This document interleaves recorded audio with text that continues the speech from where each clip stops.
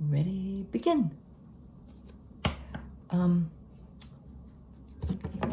wanted to talk, sorry, I got suddenly very itchy nose. Whoa! I wanted to talk today a little bit about pain, Christmas pain. And yeah, I was listening to, first card out, I was listening to Pema Chodron, who's a Tibetan nun and ascended teacher in that school of Tibetan Buddhism, and just as real as they come. No pretense, no, I'm the enlightened one, listen to me. I mean, she's just, her power comes from her authenticity.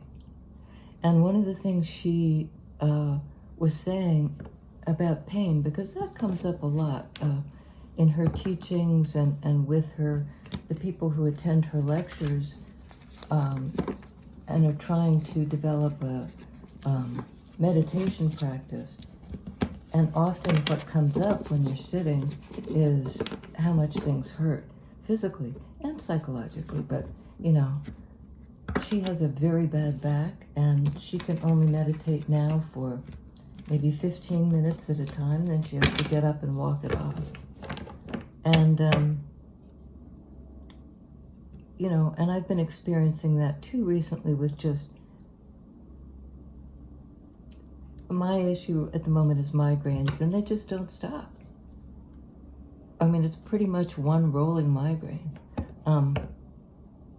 And I have meds that work, and I've talked about this before on the channel, and it gets kind of old. It's old for me too. I mean, I just really wish that this wasn't the case. But one of the things she says that I found fascinating is that, if you resist it, if the pain comes up and you're like, oh no, here it is again, I can't stand it. And there is always that element. But she talks about greeting it, not trying to shut it out. Her phrase was, welcome, old friend. To try to befriend that part of yourself that's hurting, and that you'd really rather not be hurting, so that you resist it, you tighten up against the hurt, and it makes it worse.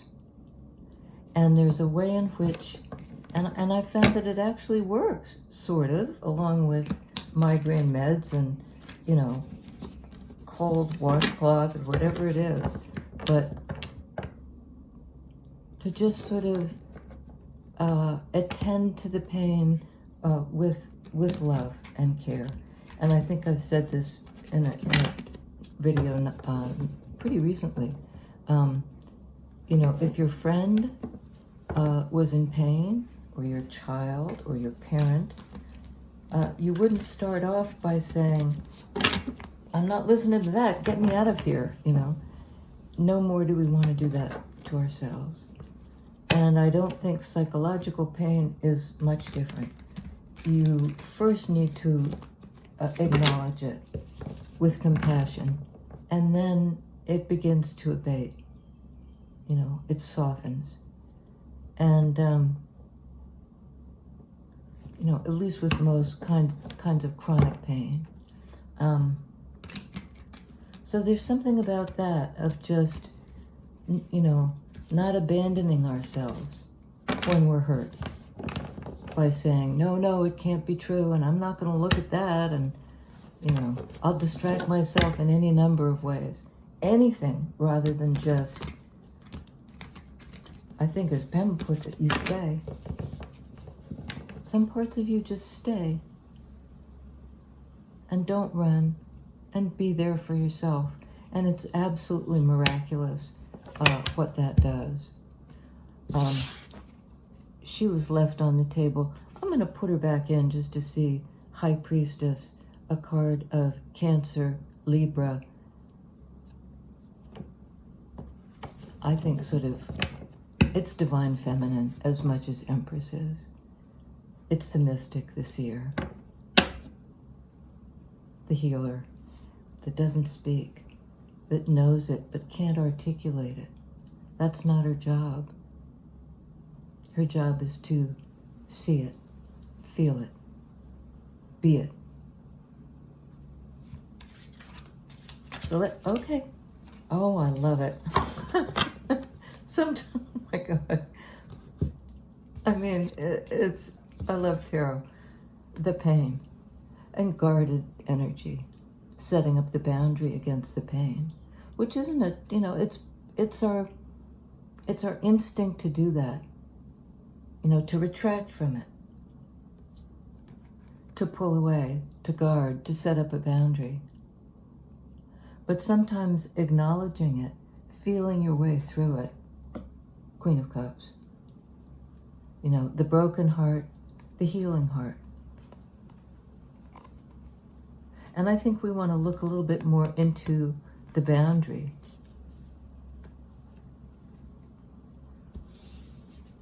Because that's interesting.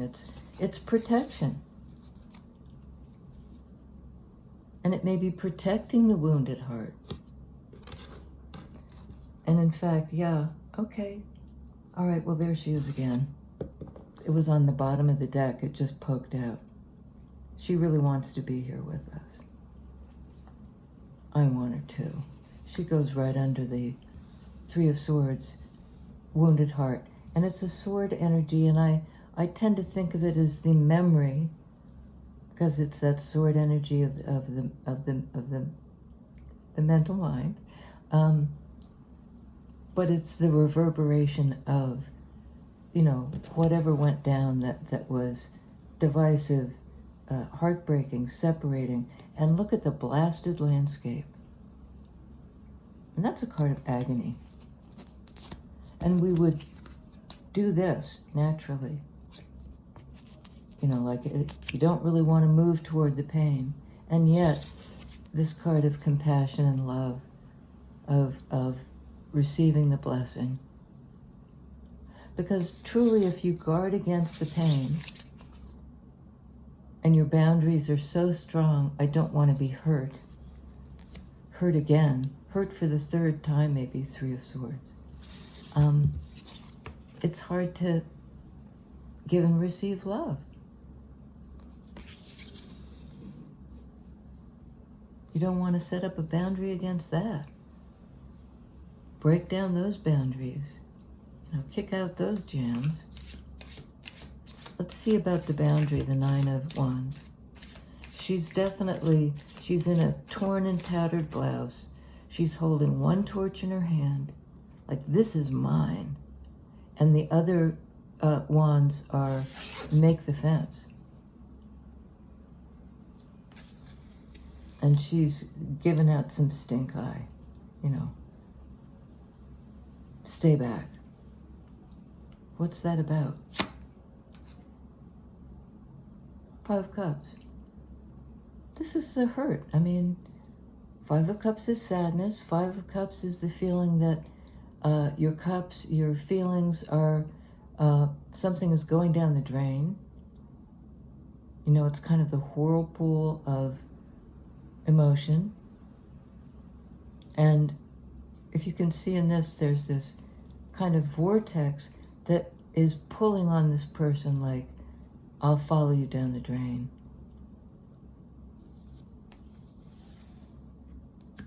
So there's hurt and loss here, regret, sadness. She's still got a cup right in her hand. And several more back here.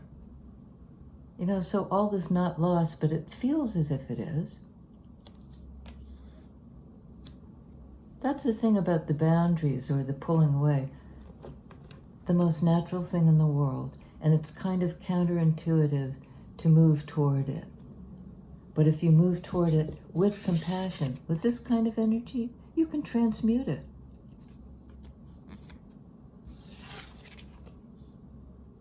You're opening not only to your own heart, but to your higher power through your crown chakra. And remember I said at the beginning, sitting in meditation can make you very aware. My butt hurts, my feet are falling asleep. I'm bored. Am I doing it right? Can't make my mind settle. What's the matter with me? You know, it brings it all up. But it also opens the channel, the big one, to our higher selves, and I say, like there's your higher power, then there's the higher power. There's a way in which we all participate in this energy, and all can draw on it. And do. I looked at and it's this. I'm gonna take it anyways. We had this guy yesterday. Oh good, bottom of the deck. This was, sorry, I gotta have a sip. 8 of Swords. And it's a card of despair, of feeling,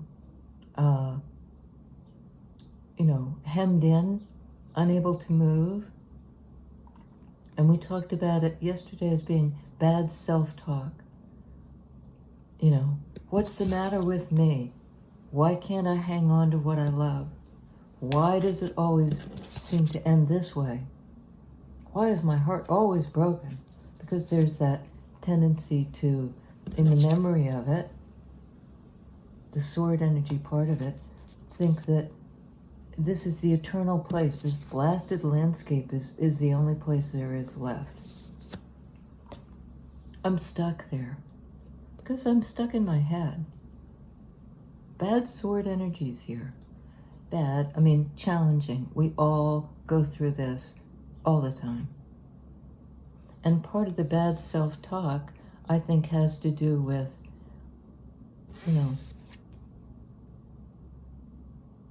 wanting to pull away or set up a boundary against your own feelings.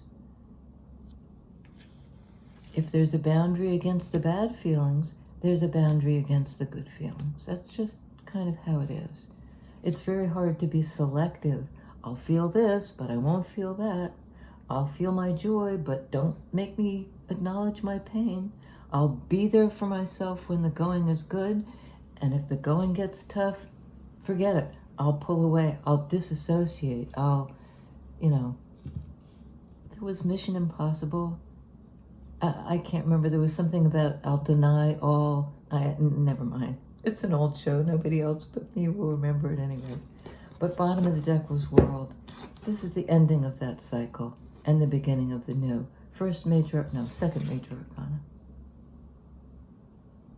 This is like opening to spirit, letting it pour into yourself through the opening crown chakra, that entry point in our incarnate being. And this is what happens. You're able to walk through, again, at this aperture. We talk all the time about apertures, but it's sort of like the cervix of the consciousness. It allows for the birth of a wholly new thing, a new phase, a new self.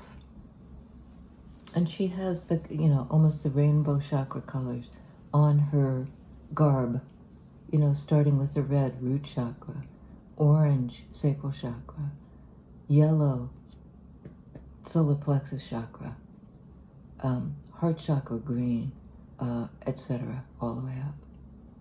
And here again, you see this light coming out of the top of her head.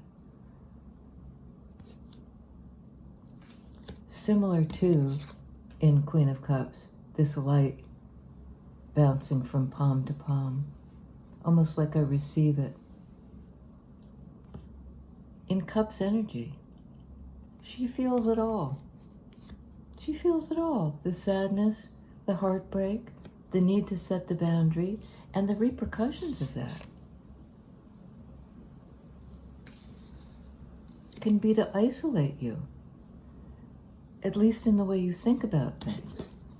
So let's look at that with 8 of Swords. What's that about, please? 3 of Cups. This is sort of the antidote. If 3 of Swords, that intense kind of snake bite, This would be the love medicine that would make it better. You know, they're facing the future together, arms linked, looking out into the night sky. It's a card of reunion, of the sort of soulmate circle that's a bit expanded beyond Two of Cups, a slightly bigger circle. And that was on 8 of Swords. So that up in the head, I'm not worthy, I'm stuck, I can't move, I'm pinned down. The antidote being, go get some love from your friends. Get it and give it. That's the bomb, you know. In 3D, this is happening. Could be an upcoming reunion. Okay, this one popped out. Okay, 2. And they were ones from yesterday. We're getting a lot of repeats. The opportunity and the small offering of an opportunity for love. This is the 3D Pentacles energy of what's real, what you can get your hands on. The open heart. You know, to receive this offering, you need to have the open. See the way she's holding the pentacle? Holding the heart? It's almost, I'm seeing this now as almost like a dial, like like the way to open the aperture again. I mean, look at, there's the circle. Major Arcana card of the world. Kind of, we talked about as the cervix or the you know, the aperture on a camera. And there's a circle again as it comes into real life. Real life, you know, it's all pretty real. So that goes on High Priestess, tapping into this esoteric universal energy and then bringing it through. An offering of and an opportunity for the open heart to give and receive. To give and receive. On 3 of Swords.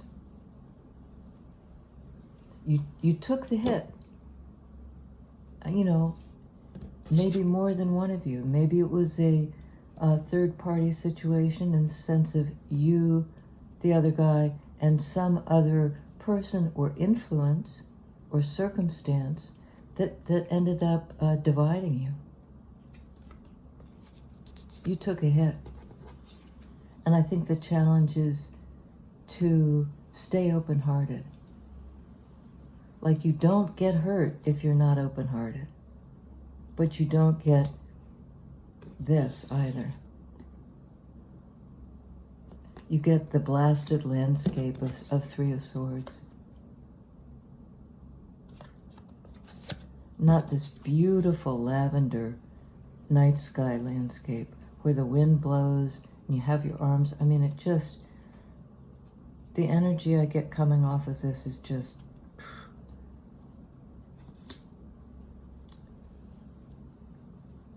the juice is worth the squeeze.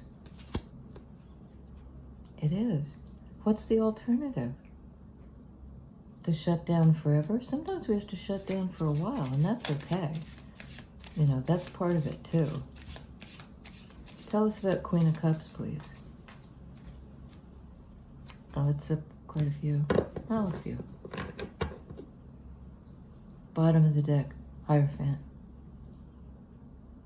You know, this is the card, it's Taurus, it's the card of the teacher. And I think the student as well. In traditional Rider-Waite, it shows, you know, Hierophant, hierarchy. It shows the church guy with the big hat.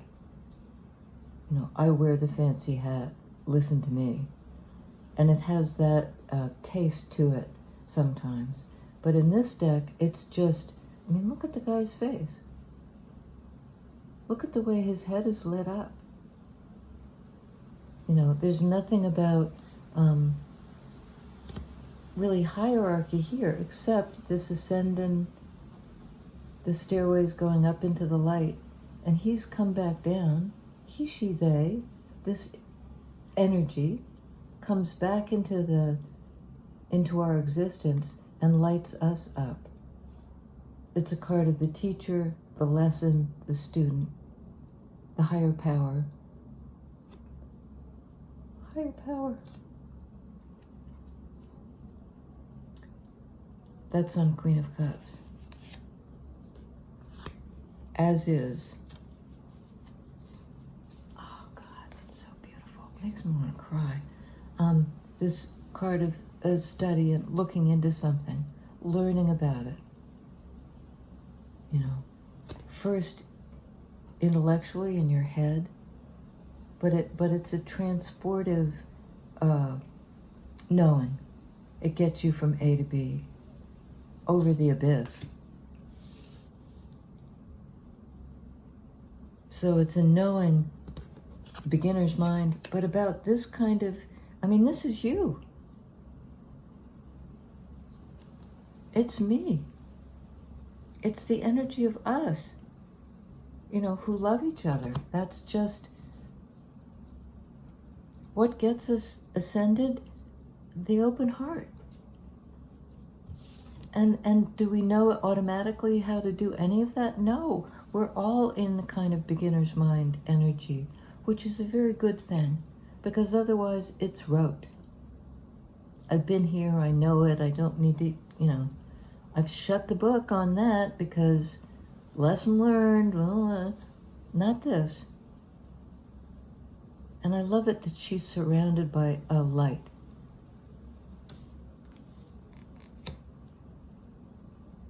She, he, they.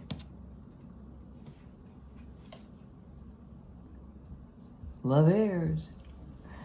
A card of Gemini, the twins, the yin-yang, the completion. And it suggests a completion of two beings coming together, but also of the internal light and dark, masculine and feminine, because we all have those energies in us. And if they're wildly imbalanced, we're wildly imbalanced. The goal is bring them into balance.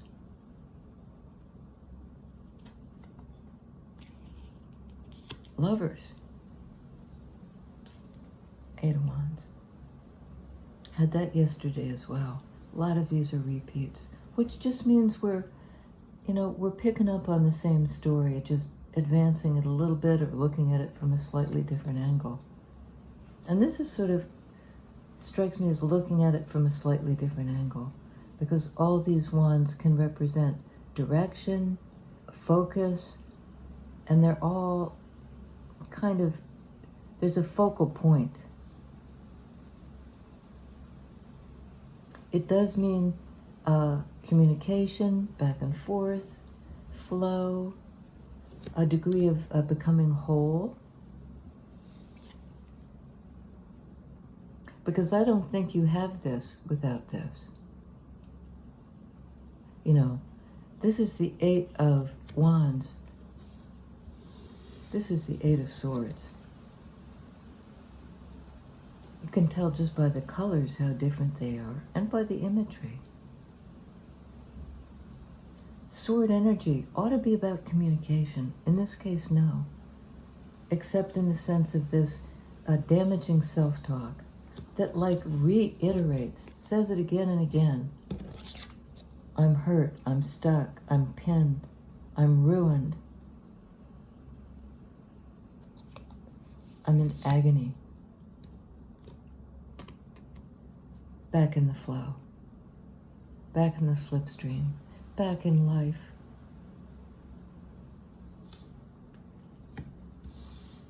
Back in life. And it's a new life. It's the circle of friends. You know, this is very much a card of circle of friends that births a whole new world. And in that sense, we kind of birth each other all the time, you know, through the care we show each other and the care we show ourselves. Because Ace of Cups, that's self-care. That's self-love. You need to bring that on when you're in pain. Physical, mental, spiritual, and the two are inextricably linked.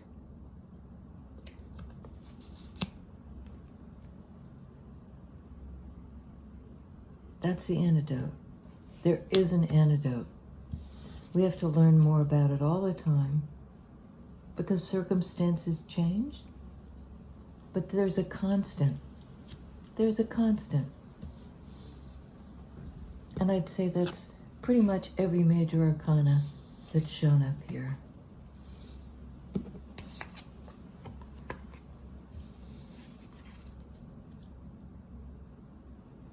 You know, your higher power that you are connected to, which connects you to everybody else, and this ability to step through into new life, to open yourself to the abundance from above, and then share it. In this kind of relationship, with the other and with yourself. Because if you don't do this, sugar pop, you can't do this. We need flow. We need flow back and forth. We need the reassuring word. You know, the message that in this period of pain, I see your pain and I'm here for you.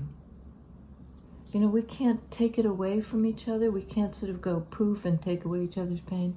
But to be with somebody when they're hurting and not run away, to be with yourself when you're in pain and not run away, that's holy. That's what we're here to do. And to keep learning more about how to do that. Study on that. We ought to be studying on that.